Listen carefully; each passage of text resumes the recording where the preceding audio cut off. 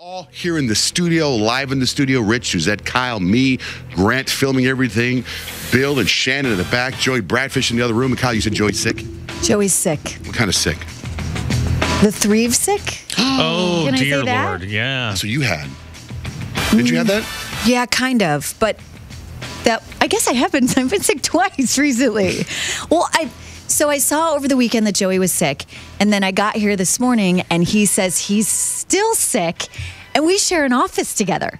So, I want to be really compassionate. So I'm like, Joey, you should probably go home. Nobody wants to be at work, while you're sick. You just want to go home and be in your own bed. But really, I don't want to get sick. No kidding. Meanwhile, I was sick 3 weeks ago, and he never complained. I hope I'm not the one that got him sick, because I was sick for 2 weeks. But didn't you have a cold? I did. This is it's coming out all ends type sick. Oh, That's the threeve. That's where the threeve is. You know what? Poor Joey. What you got to do to not get sick is tell yourself you're not going to get sick. What? Dear God. Dear God. Is this the Tony Robbins go. factor? I was waiting for it, Johnjay. It only took us 1 minute to get to it. So do you think, I think, because Kyle, you were sick before Suzette. I think maybe you got Suzette sick and Suzette got Joey sick. But we can't send Joey home because if he goes home, then nobody does the podcast and then we get a million complaints the rest of the day. Oh, my God. That's what he said. He's all, who's going to do the work? I was like, come on, Joey. We've got a new guy, Nick. Nick, he can come in early. He's like, I'm already here. You know what's funny when you say who's going to do the work? Because, I've been seeing a shrink, Dr. Wolpert, forever. And he was like, you got to do the work. I'm going to fix you, but you got to do the work. And then Tony Robbins is like, hey, we're going to do this stuff, but you got to do the work. And then my sister would text me during Tony Robbins. She'd be like, so what's going on here? And I'd go, well, we just learned this. And she's like, do the work. So when you just said, now Joey says, who's going to do the work? I'm like, well, I'm going to do the work, Joey. Oh, no, work on myself, not on the podcast. Not on the podcast. No. Not on the podcast. No. Wait, so tell us about your Tony Robbins experience.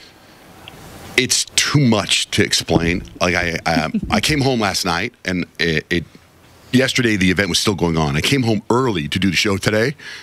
I should have stayed. How much is that's a whole week? You said there were 15, 20 hours a day that you were doing stuff. How much more could you learn? Tony Robbins believes in eating or sleeping.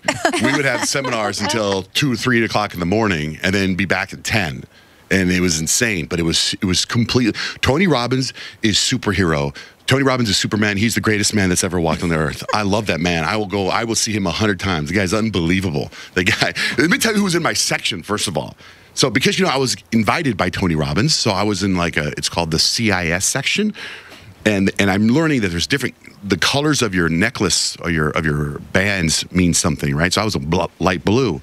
And in the light blue section, I was with Derek Huff from Dancing with the Stars, Julianne Huff, who've been in their studio before, and I talked to them about Huff or Puff, that game we played, which was a disaster.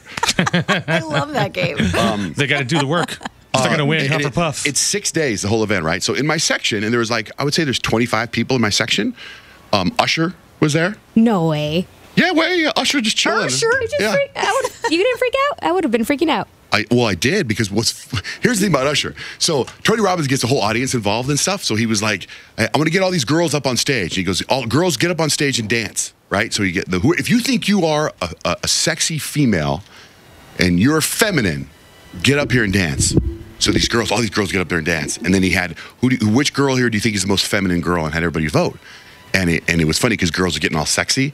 And he was showing you that he's like, this isn't the kind of girl that you're going to want to marry. This is the kind of girl that you want to go ahead and spend the night with, but you're not going to want to marry this girl. So she comes on stage thinking she's winning something for being feminine, and then he tears her down? Yeah. Ooh. But because it just shows you what about... Okay, and then she goes in a hole and cries?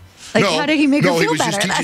He was just teaching everybody else. So then he goes, guys, Hooker, get out of here. If you think you're masculine, get up here. So all these guys get up on stage and they play music. They play all kinds of music. They played, obviously, that song, Yeah, from Usher. They played that. They play it the whole time. They play that every year.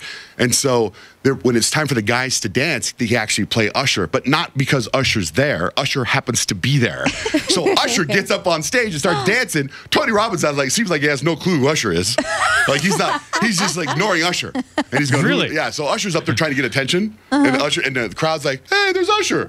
Right? He should win saw Usher because I'm in the front row. He should win that contest. Who beat Usher? Tony Robbins is like, excuse me, can you get off the stage? Yes, and then I think towards the end, one of his people in his ear go, Tony, that's Usher.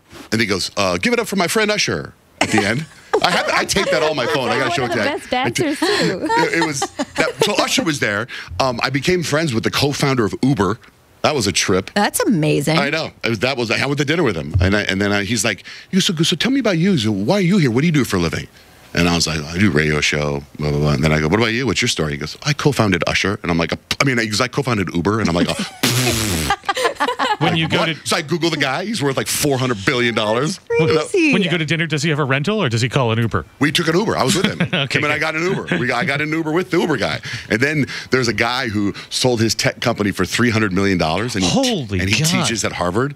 And I didn't know this at the time. And I thought he was just a kid, right? So I'm giving him advice about his girlfriend because his girlfriend was there too. I'm like, dude, you need to dump that chick. And I'm telling him, I go, she's drama. He goes, I know. How do you know? I go, what do you mean, how do I know? Did you see? She got up on the screen and talked. I go, she is drama.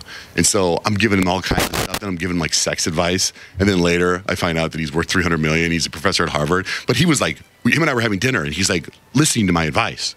Now I know now that I look back, I had this guy's attention, and he's worth $300. He has an apartment in New York he spent $35,000 a month on. Jesus. I know. God. I know. Wait.